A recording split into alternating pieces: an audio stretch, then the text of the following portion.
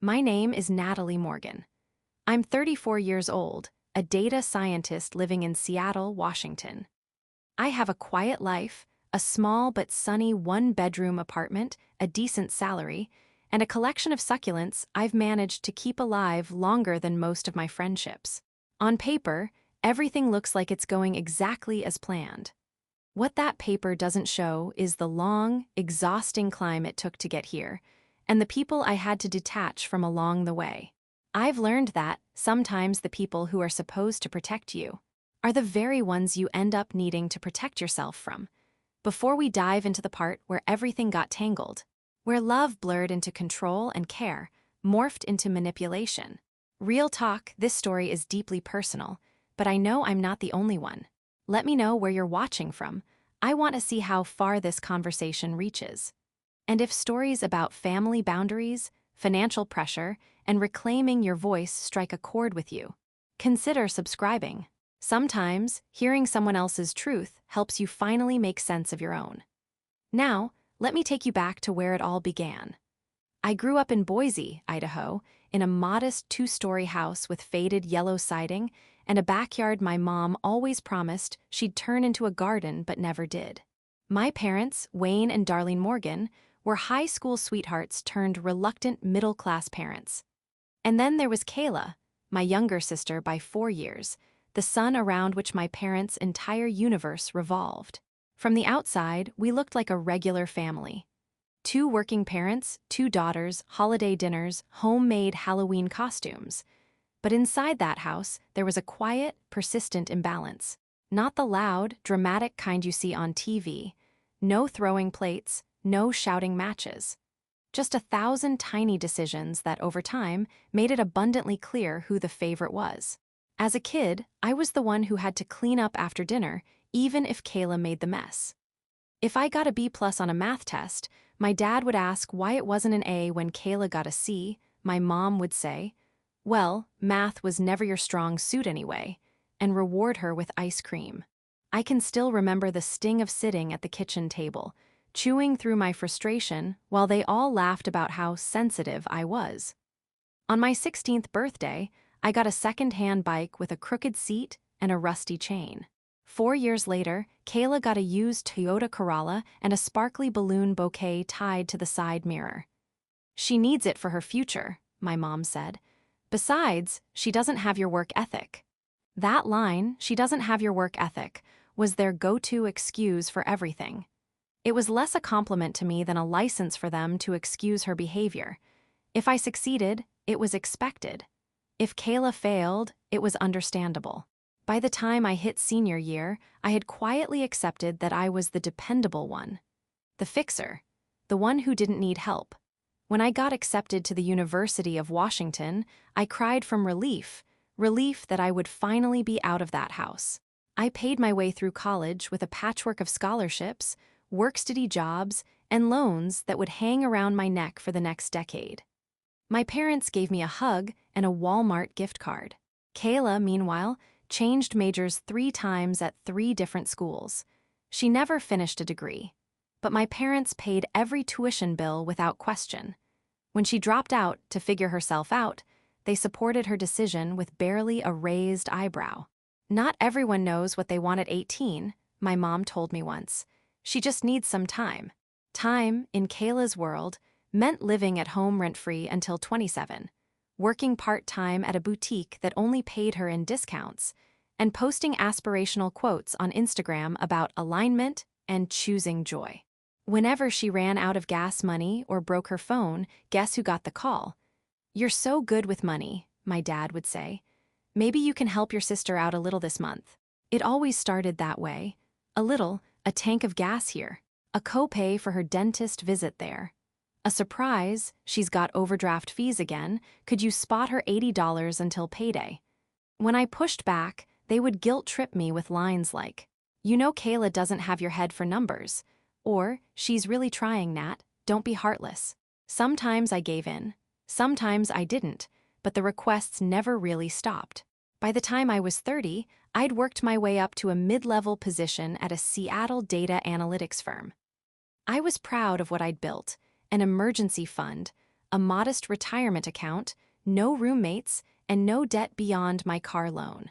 I had earned every bit of it the hard way. Kayla, meanwhile, was still bouncing between jobs, boyfriends, and unpaid internships that might lead to something. She had a minor Etsy shop selling handmade candles, a popular TikTok account that never translated into income, and a chronic inability to manage her bank account. Yet at every family dinner, the spotlight was somehow always on her potential, her struggle, her stress. I was the reliable one, the one who had it all together. Which, in my family, was code for the one we can lean on. It all came to a head one Thursday morning in early spring. I opened my mailbox to find a thick envelope from Evermark Lending Corp. At first, I thought it was some pre-approved credit card junk mail. But when I flipped through the papers, my blood went cold. There it was, my full name, Natalie Elise Morgan, listed as the primary borrower on a $470,000 mortgage for a house in a suburb I'd never even visited. My signature, my forged signature, was on half a dozen pages. I remember standing in my kitchen, envelope trembling in my hands, staring at the loan documents like they might morph into something less horrifying if I blinked long enough. And that's where the nightmare began. It was a Thursday morning in early spring when everything started to fall apart. I had just wrapped up my early morning coffee and was heading to my desk to start the day. The sun barely peeked through the rain clouds hanging over Seattle, casting a gray glow over my apartment. Life, it seemed, was still moving along its predictable path. Then, the mail arrived. At first, it seemed like just another stack of bills and flyers, the usual mundane things you toss aside without a second thought. But there was something off about one envelope, a thick, official-looking package that didn't belong in my routine of credit card statements and utility bills. My name was printed in bold, clean font across the top, followed by the words Evermark Lending Corp. In smaller but unmistakable type. Curious, I ripped it open. Inside, there was a set of mortgage documents, each page crisp and formal, the kind you sign when you're buying a home. A house, though, I'd never even been inside one of these documents before. There were multiple forms to sign, a detailed breakdown of interest rates, loan amounts, and monthly payments. My heart dropped as my eyes scanned the document over and over again. It was a $470,000 mortgage for a house in Woodinville, a suburb I'd visited once on a day trip years ago. My signature was at the bottom of every page. My name was listed as the borrower, but I had never applied for a mortgage, never signed anything remotely close to this. I froze, unable to process the words in front of me. It felt like I was staring at some kind of bad joke. Fraud wasn't even a word I could fully comprehend yet. It just floated in the air like a fog, too surreal to touch. I immediately called Evermark Lending Corp., only to find out it was after business hours. I left an urgent message about potential fraud, my voice shaking as I explained the situation. But it didn't make sense. How had this happened? How had my name, my credit, been used for something I never agreed to? The reality didn't hit me until the next morning. Before I could even follow up with the mortgage company, my phone buzzed with a call from Mom. She asked if I had received the mortgage papers. I told her I had, trying to keep my voice steady. "Mom," I said, my voice a little more firm than usual, "what is going on?" "Oh, sweetheart," she said with a sigh, "we need to talk. Your father and I were planning to have everyone over tonight. Kayla's going to be there too. It's a family matter, and we can explain it all then. Can you come over around 6? I could feel the walls closing in. The tone in her voice, it wasn't the calm, matter-of-fact tone of a mother explaining a simple issue. No, this was the tone of someone who knew they were about to tell you something you weren't going to like. I asked again, "Mom, is this fraud? Did you use my name for this mortgage?" She brushed me off with a laugh that didn't reach her eyes. "Don't be so dramatic, Natalie," she replied. "It's just a family matter. We'll talk tonight." I hung up, the phone feeling like it weighed a ton in my hand. Fraud was the only word that echoed in my head. Someone had signed my name, someone I trusted, and now they were asking me to foot the bill. I had worked so hard to build the life I had, piece by piece. To be independent. To be free from the messes that defined Kayla's life.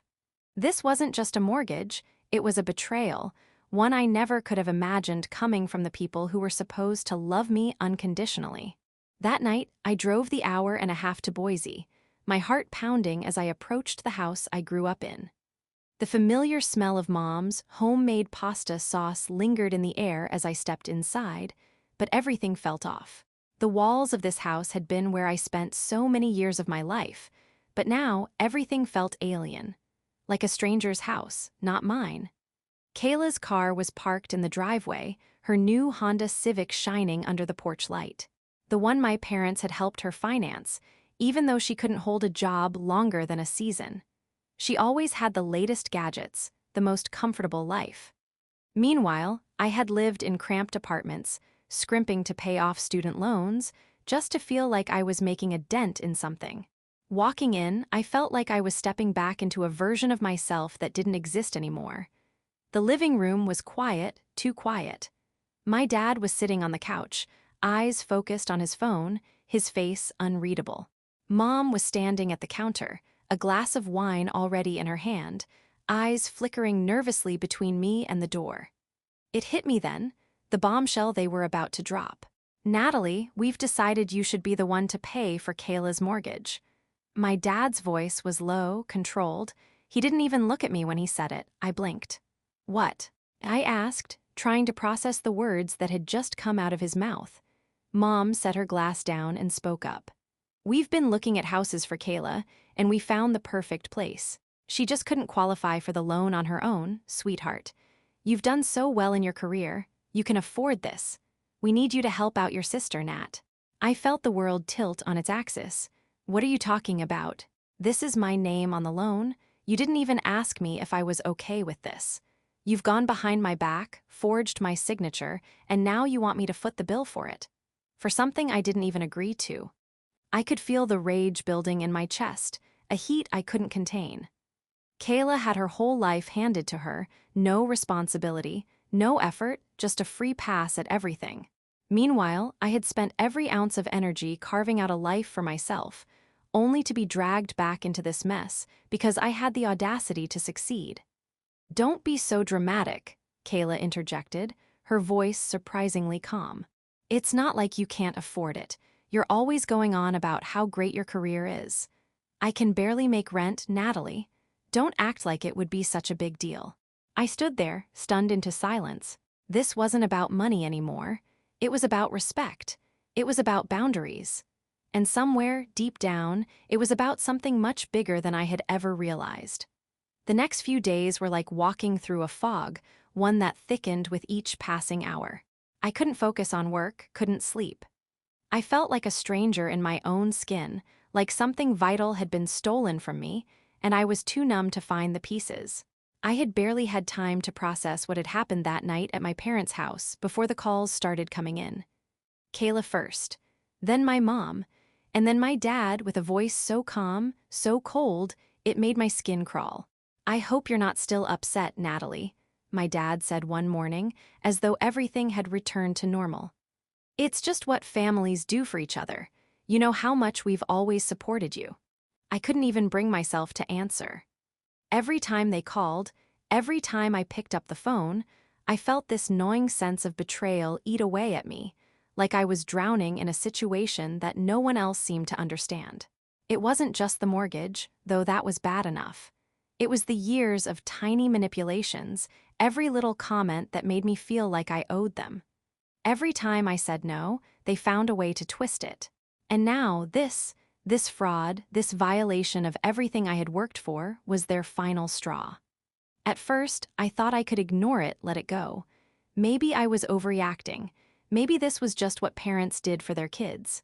But the more I thought about it, the more it ate at me. I was the one who had busted my ass to build a future for myself, and here they were, asking me to tear it all down for someone who had never been asked to fight for anything in her life. But that wasn't the worst part. The worst part was what happened next. Mom started reaching out to me, subtly at first. Little messages asking how I was doing, but always with that same undertone of, "We're family, Natalie, we need to work this out." She'd send me texts about how Kayla's really struggling, or, "I'm sure you understand how much we want to see her settled." And then there were the emails. One in particular from Dad that made my stomach churn. It was titled, "A Family Matter, Let's Resolve This." I clicked on it, half expecting some kind of apology, some explanation that made it all make sense. Instead, it was a page-long gaslighting letter, filled with the same manipulative phrasing I'd grown used to over the years. He wrote things like, "I know this is hard for you, but you can't expect us to just watch Kayla struggle. You've always been the strong one. It's time you did what family does and helped us out." There was no mention of the mortgage fraud.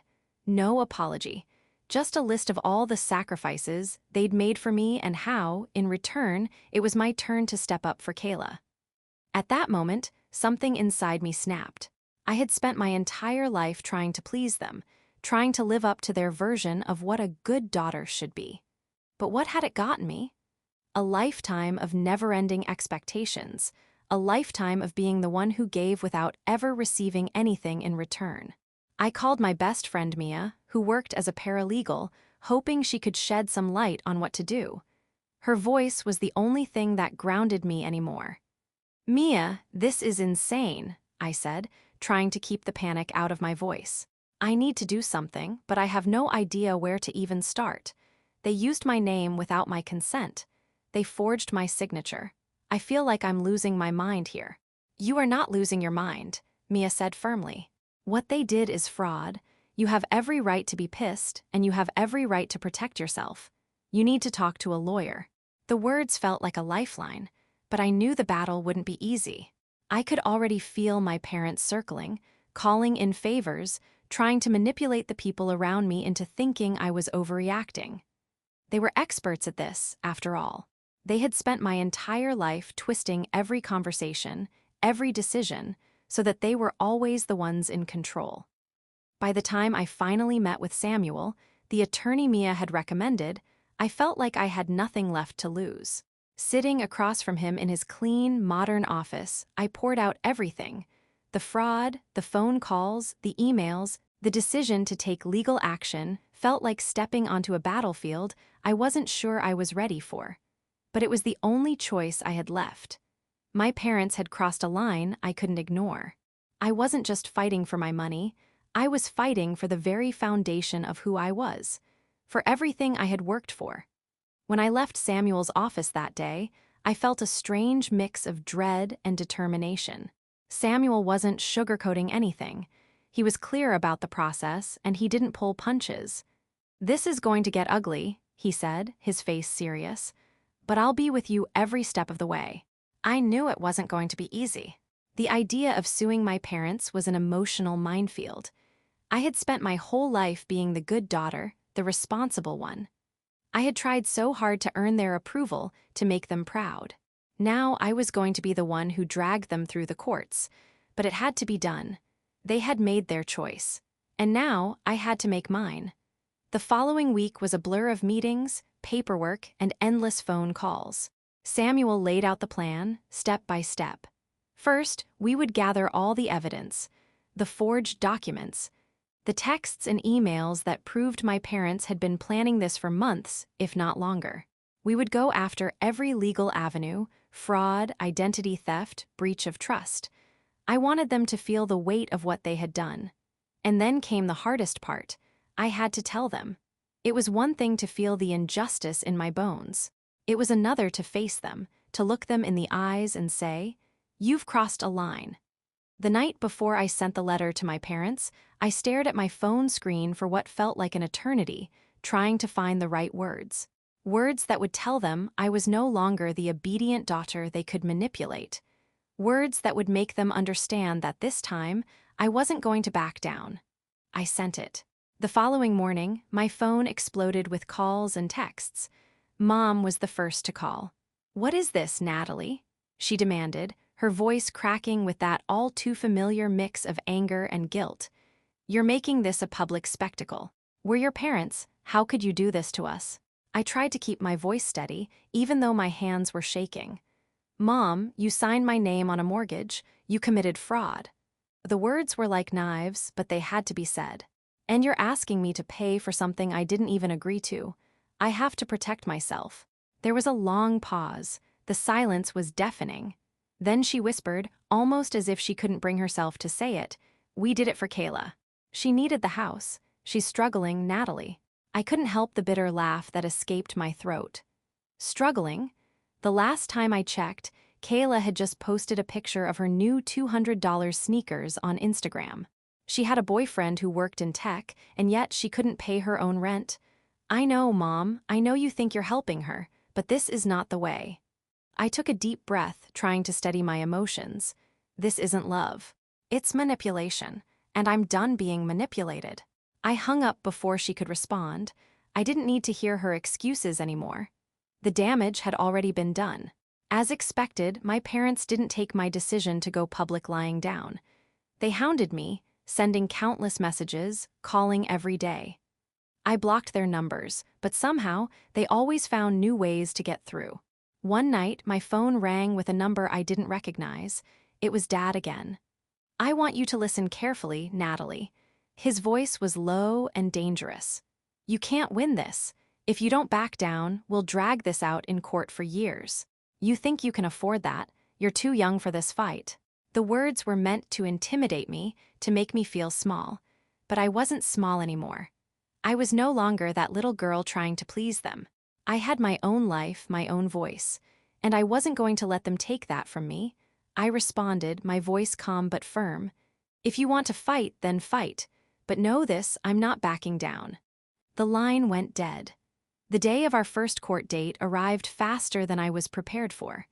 The night before, I barely slept, tossing and turning, feeling the weight of what was about to unfold. I had no idea what to expect, but I knew it wasn't going to be easy. When I walked into the courthouse the next morning, I felt a sense of dread settle in my chest. This place, these cold, sterile walls, it felt like the last place I ever wanted to be. But as I stood in line to check in for our hearing, something else began to happen. I felt a quiet sense of resolve. It wasn't about the mortgage. It wasn't about the money. This was about finally standing up for myself, finally putting my foot down and saying, "No more." My parents were already seated when I walked into the courtroom, sitting on the opposite side with their lawyer. Kayla was there too, her face a mask of contrived innocence. She refused to look at me. I sat down across from them, trying not to let my heart race. The weight of it all was suffocating. Judge Hins entered, and the room went silent. Her expression was sharp, calculating, but her eyes held something else, experience. She had seen cases like mine before. "We're here today to discuss the case of Morgan versus." "Morgan," Judge Hins began, her voice even yet commanding. "Let's hear from the defense first." I didn't know what to expect from my parents. But when their lawyer stood up to speak, I was ready for the fight of my life. The courtroom was sterile, cold walls, cold floors, and a cold reality. The air in the room felt thick, like we were all standing on the edge of something we couldn't take back. As the lawyer for my parents stood up, I had to swallow down the nausea creeping up my throat. The first few words he spoke, they didn't register. They felt like white noise, like background static while my world was falling apart. But then he said it. "Your Honor, this is a simple family matter. The defendant, Natalie Morgan, has been helping her family for years. She's always been the one to step up, the one who carried the burden." His voice was smooth, rehearsed, designed to sway the court into seeing me as the villain in this family drama. He painted the picture of a dutiful daughter being unreasonable, someone who just didn't want to help her struggling family. "This is a matter of understanding familial obligations," he continued. "And the plaintiff, Wayne Morgan, and his wife Darlene, had every right to assume their daughter would help." I could feel the heat rising in my chest as his words hung in the air. Obligations? Since when had my parents' help ever been a two-way street? I took a deep breath, my fingers digging into the armrest of my chair. I wasn't going to let him manipulate the facts. Judge Hins, who had been silent up until now, lifted her eyes from the case file in front of her, and fixed the lawyer with a sharp, calculating gaze. "So you're arguing that an implied verbal agreement trumps written consent?" she asked, her voice cool but cutting. The lawyer stumbled, clearly caught off guard by the question. "Well, not exactly, Your Honor, but—" "Not exactly." Judge Hins cut in, raising a brow. "Please be clear, counsel.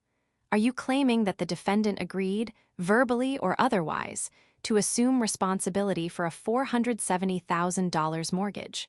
The room seemed to hold its breath. My parents' lawyer shifted uncomfortably. His argument was unraveling, piece by piece. He cleared his throat and attempted to recover, but it was already too late. Judge Hins wasn't buying it. "Your Honor, I'd like to introduce evidence of the defendant's non-consent," Samuel, my lawyer, said calmly. He stood up, holding a folder filled with evidence. "We have documentation of the forged signatures, text messages between the plaintiffs discussing their plans without informing the defendant, and proof that Natalie Morgan did not agree to take on this mortgage." Samuel handed over the first set of documents to the court clerk. I could feel the weight of those papers in my hands. They weren't just pieces of paper. They were the story of betrayal. Judge Hins took a moment to glance over the documents, her face unreadable. The tension in the room was so thick you could cut it with a knife. My parents sat there, stone-faced, unwilling to look at me. Kayla, who had been quiet this entire time, finally lifted her head and gave me a look that sent a chill down my spine. It wasn't guilt. It wasn't regret. It was resentment. "I never asked for this," she muttered under her breath, loud enough for everyone in the room to hear. "You know how hard I've had it. I'm just trying to live my life, and you're making it impossible." I didn't know whether to be enraged or just disgusted. She still didn't get it. "Kayla, this isn't about you," I said, my voice coming out more controlled than I felt. "This is about what they did. What they forced me into without my consent. You're not the victim here. You've always had a choice." Her face flushed a deep red, but she didn't speak again. The room seemed to shift, as if the air had changed, and for the first time since this nightmare had begun, I felt like I might actually have a chance to be heard. The court session dragged on, the arguments bouncing back and forth. I barely registered most of what was being said. I was lost in my own mind, replaying every moment of betrayal that led me to this point. But then it was time for me to speak. My heart hammered in my chest as I stood up to approach the witness stand. The floor felt like it was swallowing me whole. I hadn't felt this vulnerable in a long time. I took my seat, adjusting the microphone in front of me, and turned to face Judge Hins. "Natalie Morgan," she said, her voice soft but commanding, "tell us what happened from your perspective." For a long moment, I couldn't find my voice. The weight of everything crushed me. This wasn't just a family issue. This was my entire life on display for everyone to see, every wound, every scar, every memory of a childhood that had shaped who I had become. But then, the words started to flow. "I spent my whole life trying to be good enough for them," I began, my voice cracking. "I worked my ass off to build a life that was mine. I did everything they asked. I was the one who always had to clean up the mess. I was the one who carried the weight when no one else did." I paused, taking a deep breath. The tears stung, but I refused to let them fall. And when I finally succeeded, when I built my own future, my own independence, they came for it. They didn't ask. They didn't respect me enough to even ask. I looked at my parents, my gaze steady, but my heart pounding. They took my name, they took my signature, and they used me to prop up their mistakes. And I can't forgive that. I glanced at Kayla, her face blank, her lips tight. She didn't get it. She still didn't see the damage they'd done. I'm here because I need to protect myself. I need to protect the future I've fought for, even if it means losing everything I thought was family. The silence in the courtroom was deafening, as we all waited for Judge Hins to make her decision. It felt like the longest moment of my life. The tension had been building for weeks, months even, and now it all came down to this. This one final ruling that could either set me free or bury me under the weight of a mistake I didn't even make. I could feel the eyes of my parents boring into the side of my face, but I didn't look at them. I couldn't. Kayla's silence was louder than any argument she had ever made. For once, I didn't feel the pressure to fix everything. Judge Hins flipped through the last few pages of the case file and cleared her throat. The room was holding its breath. After careful consideration of the evidence presented, and after reviewing the testimony provided by both parties, I find in favor of the defendant, Natalie Morgan. A rush of relief flooded through me, like I could finally exhale after holding my breath. The silence in the courtroom was deafening as we all waited for Judge Hins to make her decision. It felt like the longest moment of my life. The tension had been building for weeks, months even, and now it all came down to this. This one final ruling that could either set me free or bury me under the weight of a mistake I didn't even make. I could feel the eyes of my parents boring into the side of my face, but I didn't look at them. I couldn't. Kayla's silence was louder than any argument she had ever made. For once, I didn't feel the pressure to fix everything. Judge Hins flipped through the last few pages of the case file and cleared her throat. The room was holding its breath. After careful consideration of the evidence presented, and after reviewing the testimony provided by both parties, I find in favor of the defendant, Natalie Morgan. A rush of relief flooded through me, like I could finally exhale after holding my breath for years. But it was only momentary. The next words from Judge Hins hit with a force that made everything else fade into the background. The court hereby declares that the mortgage agreement signed by Natalie Morgan was obtained through fraudulent means and without her consent. The plaintiffs, Wayne and Darlene Morgan, are ordered to reimburse the defendant for all legal fees incurred. I closed my eyes for a moment, the reality settling in slowly. I had won, but it didn't feel like a victory. It felt like a relief mixed with a quiet kind of sadness, because even as I stood there, in the most official of courtrooms, I knew this was just the beginning of a much longer journey. The day after the ruling, the world didn't suddenly feel right again. I didn't have the overwhelming sense of triumph I had imagined. Instead, it was like standing in the eye of a storm. Everything around me had changed, but I still felt the weight of the destruction, the broken pieces of relationships that I could never put back together. As the court session ended, I stood up, my knees weak beneath me, the weight of everything still pressing down. I wasn't sure if I was relieved or just numb. I walked out of the courtroom, head held high, but everything felt surreal. The harsh fluorescent lights of the hallway made my skin feel too tight. My parents had already left the courthouse, but I could almost feel their cold stares following me. My dad had never been the type to show emotion, but I could hear the bitterness in his footsteps as they echoed down the hallway. Kayla was the last to leave. She brushed past me without a word, but I could feel the anger radiating off her. She was hurt, sure, but she also felt betrayed, and the thought of losing her comfort zone, of being forced to take responsibility for her life, was something I couldn't help her with anymore. They had to face the consequences. The phone calls from my parents started immediately. Mom, of course, was the first. Her voice cracked with that all-too-familiar mixture of anger and guilt. "What is this, Natalie?" she demanded. "You're making this a public spectacle. We're your parents. How could you do this to us?" I tried to keep my voice steady, even though my hands were shaking. "Mom, you signed my name on a mortgage. You committed fraud." The words were like knives, but they had to be said. "And you're asking me to pay for something I didn't even agree to. I have to protect myself." There was a long pause. The silence was deafening.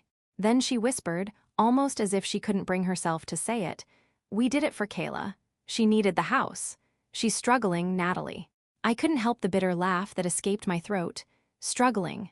The last time I checked, Kayla had just posted a picture of her new $200 sneakers on Instagram. She had a boyfriend who worked in tech, and yet she couldn't pay her own rent. "I know, Mom. I know you think you're helping her, but this is not the way." I took a deep breath, trying to steady my emotions. This isn't love, it's manipulation, and I'm done being manipulated. I hung up before she could respond. I didn't need to hear her excuses anymore. The damage had already been done. The days that followed were a blur of phone calls, messages, and strained conversations with extended family. Word had spread about the case, and it wasn't long before I found myself the subject of family gossip. Some were supportive, distant cousins who'd always admired my determination, but most were horrified. They couldn't understand why I hadn't just helped out. Why couldn't I just pay it off and fix things for everyone? I was suddenly thrust into the center of a drama I had never asked for. My name was no longer just my own.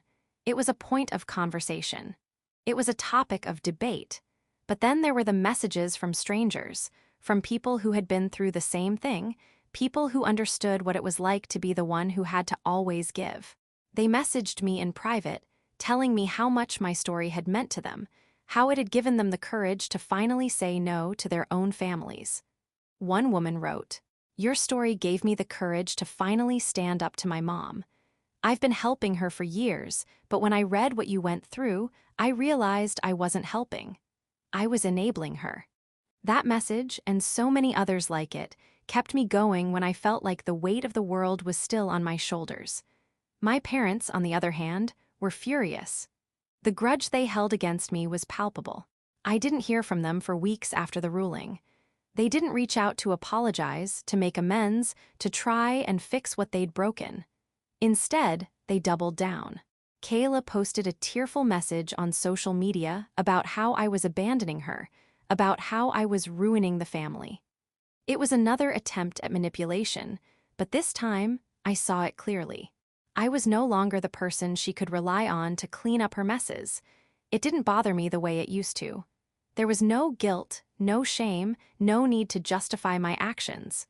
I had done the right thing.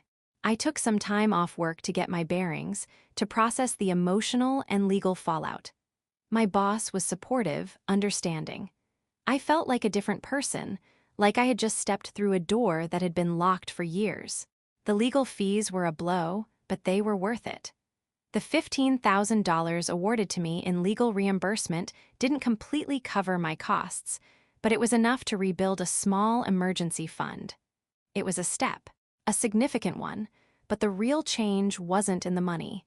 It was in my sense of self, the knowledge that I had taken back my life, the realization that I could stand up to my family, not in anger, but in truth. I was no longer defined by their expectations.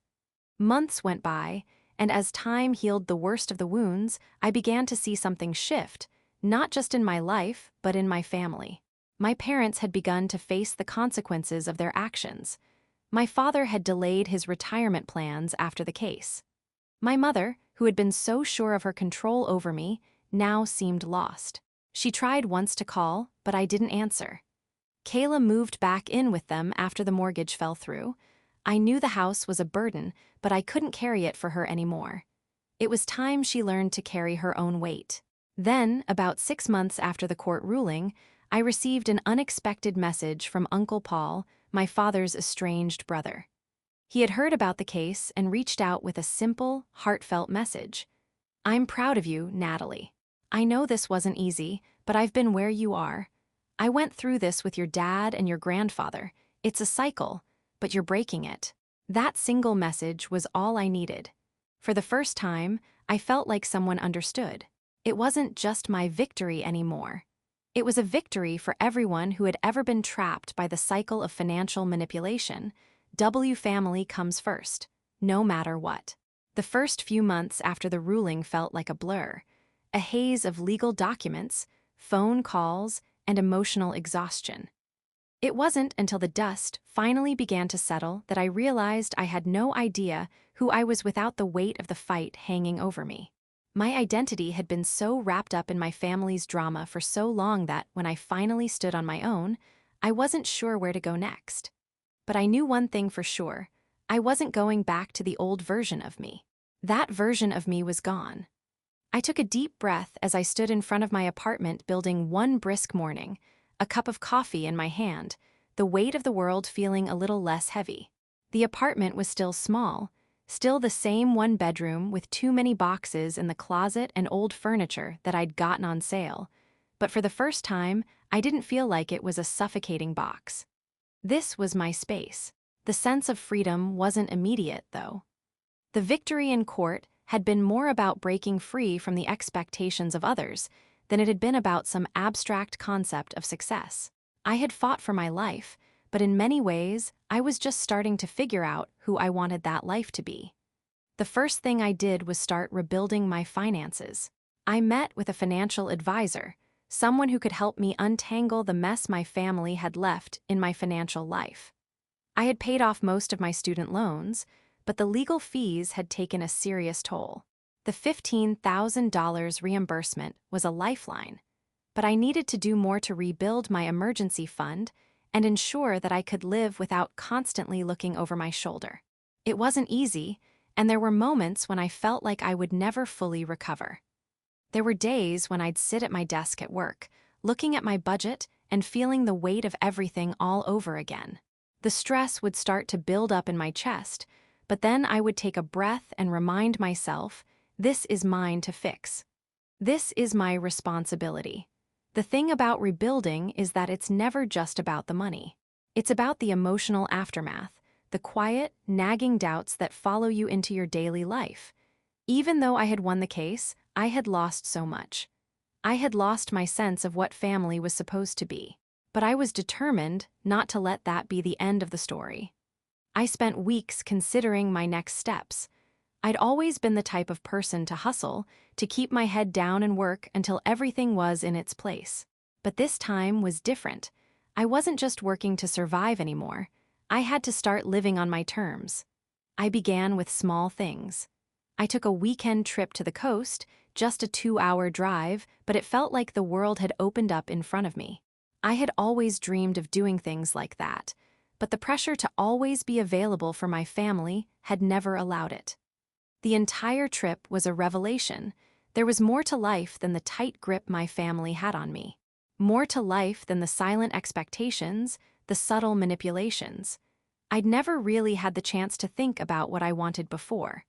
I had always been the one to take care of others, to put my needs last.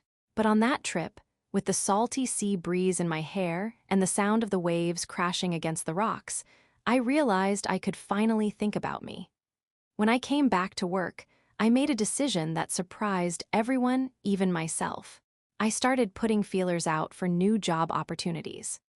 My current position as a senior analyst had been fulfilling in some ways, but I'd realized that it was time for something new, something that felt like my own achievement, not just something I'd worked hard for to prove I could be the best.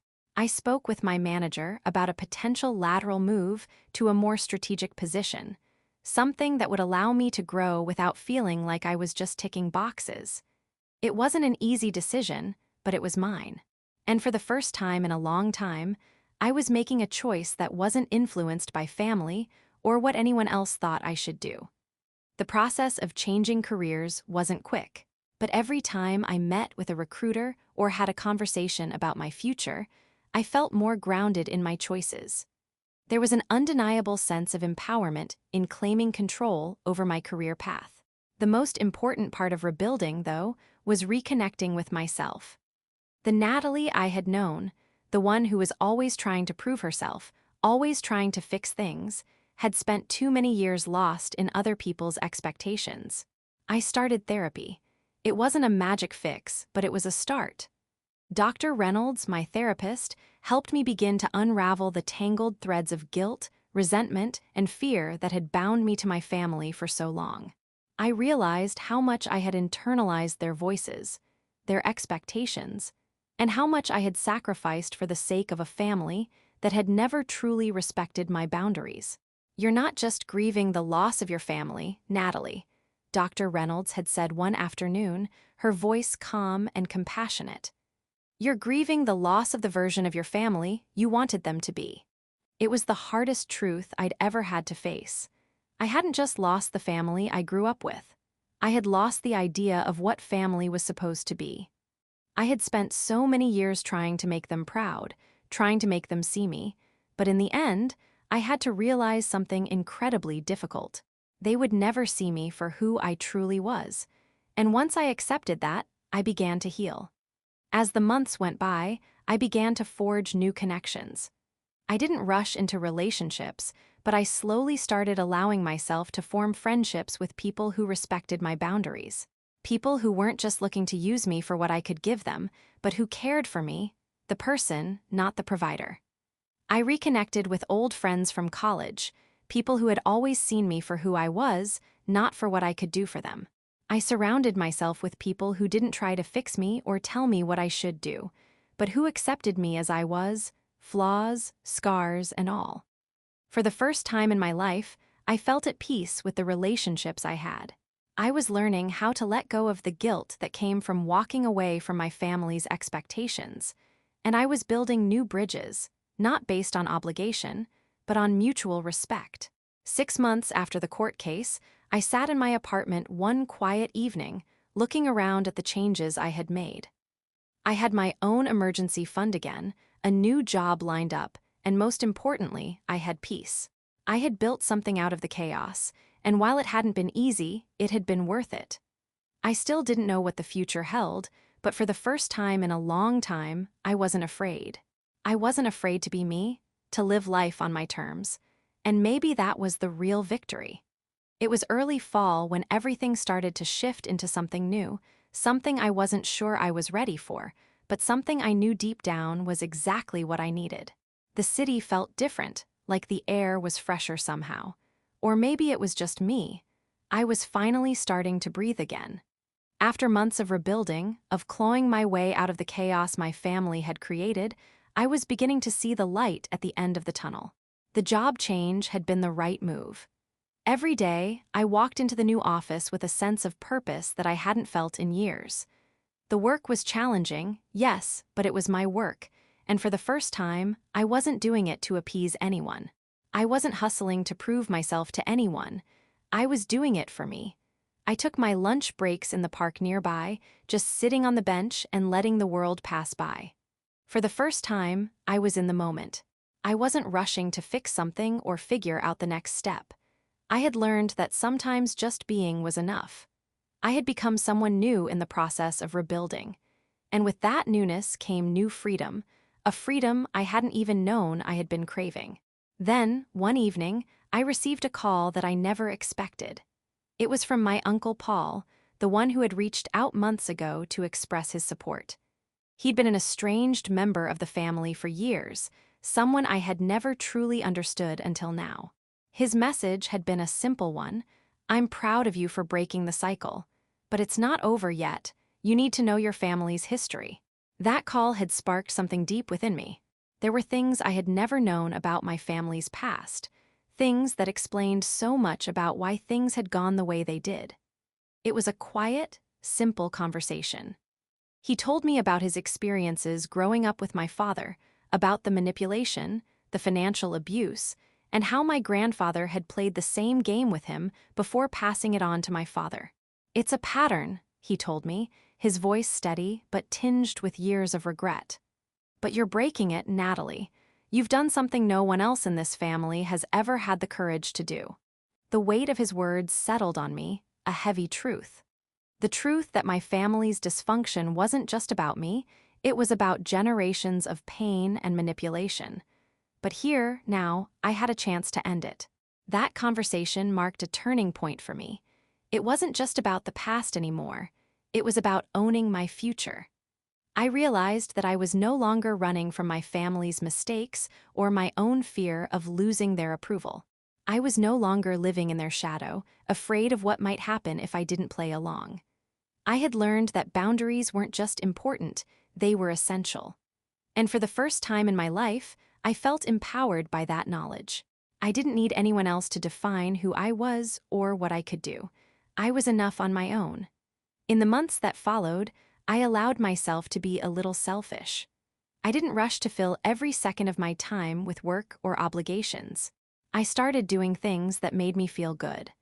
I joined a yoga class, something I had always wanted to try but never had the time for. I took solo trips to places I had always dreamed of visiting, giving myself the space to breathe, to grow, to become. I didn't feel the weight of my past as much anymore. The shame, the guilt, the fear, it was all slowly dissolving. I wasn't who my family wanted me to be. I wasn't who they had tried to make me. I was me, a person who had fought for her life, who had built something real and lasting. This is me, I said aloud one morning, standing in front of the mirror. This is who I am, and I'm proud of it. That was the moment everything shifted. I stopped waiting for validation. I stopped hoping that one day my parents would come around. I stopped wondering if things would ever be the same again. They weren't going to be, and that was okay. Months later, my parents tried to reach. My social circle expanded, not just with colleagues or acquaintances, but with people who respected me for who I truly was. They weren't there because I could help them. They were there because we had genuine connections, connections built on mutual respect, not manipulation. I was finally starting to live, to thrive, not just survive. One morning, after a long yoga session, I stood outside and felt the sun on my face. I realized something important. I had spent so many years living in fear, fear of disappointing my parents, fear of not being enough. But now that fear was gone. And this time, it was mine to shape. It was early fall when everything started to shift into something new, something I wasn't sure I was ready for, but deep down, I knew it was exactly what I needed. The city felt different, like the air was fresher. Or maybe it was just me. I was finally starting to breathe again. After months of rebuilding, struggling to escape the chaos my family had created, I was starting to see the light at the end of the tunnel. Changing jobs was the right move. Every day, I walked into my new office with a sense of purpose I hadn't felt in years. The work was challenging, sure, but it was my work, and for the first time, I wasn't doing it to appease anyone. I wasn't trying to prove myself to anyone. I was doing it for me. I took my lunch breaks in the nearby park, just sitting on a bench and letting the world go by. For the first time, I was living in the moment. I wasn't rushing to fix something or figure out the next step. I had learned that sometimes just existing was enough.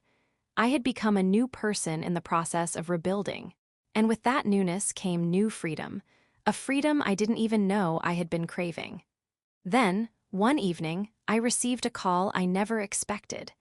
It was from my Uncle Paul, the one who had reached out to me months before to offer his support. He had been an estranged member of the family for years, someone I had never truly understood until now. His message was simple. I'm proud of you for breaking the cycle, but it's not over yet. You need to know about your family's history. That call sparked something deep inside me.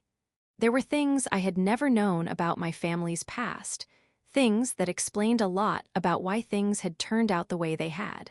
It was a quiet, simple conversation. He told me about his experiences growing up with my father, about the manipulation, the financial abuse, and how my grandfather had played the same game with him before passing it on to my father. It's a pattern, he said, his voice steady but tinged with the regret of years. But you're breaking it, Natalie. You're doing something no one else in this family ever had the courage to do. The weight of his words settled on me, a heavy truth. The truth that my family's dysfunction wasn't just about me, it was about generations of pain and manipulation. But here, right now, I had the chance to end it. That conversation marked a turning point for me. It wasn't just about the past anymore. It was about owning my future. I realized I was no longer running from my family's mistakes or my fear of losing their approval. I wasn't living in their shadow anymore, afraid of what might happen if I didn't go along. I had learned that boundaries weren't just important, they were essential. And for the first time in my life, I felt empowered by that knowledge. I didn't need anyone else to define who I was or what I could do. I was enough, all on my own. In the months that followed, I allowed myself to be a little selfish. I didn't rush to fill every second of my time with work or obligations. I started doing things that made me feel good. I joined a yoga class, something I'd always wanted to try but never had the time for. I took solo trips to places I'd always dreamed of visiting, giving myself the space to breathe, to grow, to become. I no longer felt the weight of the past. The shame, the guilt, the fear, they all slowly melted away. I wasn't the person my family wanted me to be. I wasn't the person they had tried to make me. I was me, someone who had fought for her life, someone who had built something real and lasting. This is me, I said aloud one morning, standing in front of the mirror. This is who I am, and I'm proud of it. That was the moment everything changed. I stopped waiting for validation. I stopped hoping that one day my parents would change. I stopped wondering if things would ever go back to the way they were. They wouldn't, and that was okay. Months later, my parents tried reaching out again. I could tell they had no idea what to say to me anymore. They still wanted things to go back to the way they were, where I would be the one to fix everything for them, to make their lives easier. But I didn't answer their calls. I didn't owe them any more explanations. I had done my part. I had forgiven myself for their mistakes, and now I was moving forward. I still felt sadness over losing my family. It wasn't something I could erase. I had hoped for so long that I could fix it, that I could somehow make them see me as an equal, as someone worthy of respect. But the truth was, they weren't capable of giving me that. That realization didn't come with anger anymore. It came with a quiet acceptance. I was moving on, and I wasn't looking back. I started speaking at local events about financial independence and setting boundaries in family relationships. I had spent so much time walking on eggshells around my family, but now I was using my voice to help others who were going through the same thing. I wasn't just reclaiming my life, I was helping others reclaim theirs. My social circle grew, not just with colleagues or acquaintances, but with people who respected me for who I truly was. They weren't there because I could help them. They were there because we had real connections, connections built on mutual respect, not manipulation. I had finally started living, to grow, not just survive. One morning, after a long yoga session, I stood outside and felt the sun on my face. I realized something important. I had spent so many years living in fear, fear of disappointing my parents, fear of not being enough. But now, that fear was gone. I had created my own future. And this time, I was the one shaping it. It's amazing how much strength we all have within ourselves, even when we don't see it. But sometimes, we just need a little push, a little reminder that we are capable of so much more than we believe. Maybe you're in a similar place right now, or maybe you're still